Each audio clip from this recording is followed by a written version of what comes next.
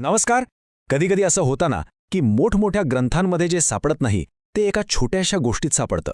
आज आपण अशीच एक साधी, सोपी पण खूप खोल अर्थ असलेली बोधकथा पाहणार आहोत.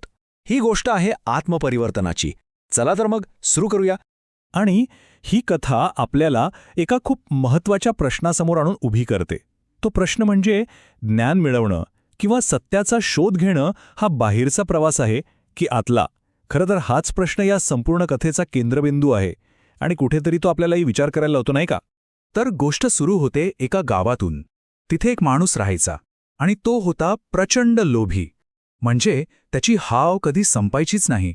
कितीही मिळालं तरी त्याला अजून अजून आणि अजूनच हवं असायचं. आणि मग काय झालं माहितीये, एके दिवशी अचानक त्याला ईश्वर मिळवण्याची इच्छा झाली. म्हणजे त्याच्या डोक्यात विचार आला की माझ्याकडे सगळं काही आहे, फक्त देवच नाही. जणू काही देव म्हणजे मिळवण्याची, आपल्या संग्रहात ठेवण्याची आणखी एक वस्तू आहे. मग यासाठी त्याने काय केलं? बरं, त्याने सगळ्यात सोपा मार्ग निवडला. तो म्हणजे बाह्य बदल. लगेच भगवी वस्त्र घातली आणि एका साध्याशा झोपडीत जाऊन राहायला लागला. म्हणजे बघा, कपडे बदलले, घर बदललं, पण आतून तो खरंच बदलला होता का? सगळं काही त्याच्या योजनेनुसार सुरू होतं. पण मग एका रात्री गोष्टीला एक वेगळंच वळण लागलं. तो मस्त गाढ झोपेत होता आणि अचानक काहीतरी विचित्र घडलं. तो दचकून जागा झाला. त्याला काय जाणवलं असेल तर त्याच्या झोपडीच्या छतावरून कोणीतरी चालत असल्याचा आवाज येत होता. आता विचार करा, मध्यरात्री एका झोपडीच्या छतावर कोण असेल? साहजिकच तो गोंधळला आणि थोडा घाबरला सुद्धा. शेवटी त्याने थोडी हिंमत केली आणि वरच्या दिशेने ओरडून विचारलं, कोण आहे रे तिकडे?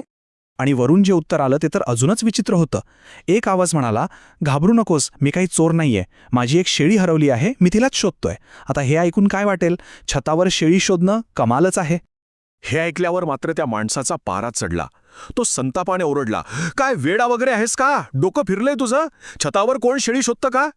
आणि खरं सांगायचं तर त्याचा मुद्दा बरोबरच होता, नाही का? हे सगळं मूर्खपणाचंच वाटत होतं. आणि इथेच या कथेचं खरं सार दडलेलं आहे. इथे एक तुलना केली जाते दोन मूर्खपणाच्या गोष्टींची. एकीकडे आहे छतावर शेळी शोधणं आणि दुसरीकडे काय आहे तर लोभी आणि अशांत मनाने देवाचा शोध घेणं. आणि मग छतावरचा तो आवाज म्हणाला, आणि हे वाक्य म्हणजे या कथेचा आत्मा आहे. तो म्हणाला, अरे मूर्खा, तू ज्या अस्वस्थ, लोभी आणि अतृप्त मनाने देवाला शोधायला निघाला आहेस, तो तुझा प्रयत्न म्हणजे छतावर शेळी शोधण्यासारखाच मूर्खपणा नाहीये का?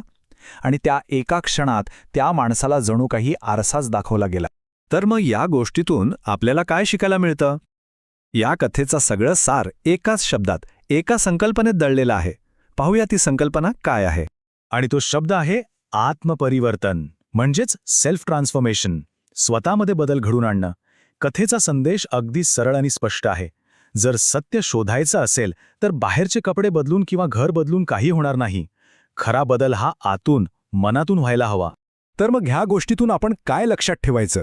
काही महत्त्वाचे मुद्दे आहेत. पहिला, आतून बदलल्याशिवाय बाहेरचे बदल अगदीच निरर्थक आहेत.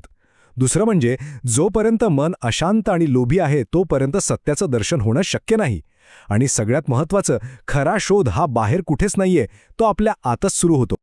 आणि जाता जाता ही कथा एक प्रश्न मागे सोडून जाते. आपणही आपल्या आयुष्यात अशा कोणत्या तरी छतांवर काहीतरी शोधत असतो का? अशा गोष्टी ज्या खरं तर तिथे कधीच सापडणार नाहीत, कारण त्या फक्त आपल्या आतच दडलेल्या आहेत. यावर जरा विचार करायला हवा, नाही का?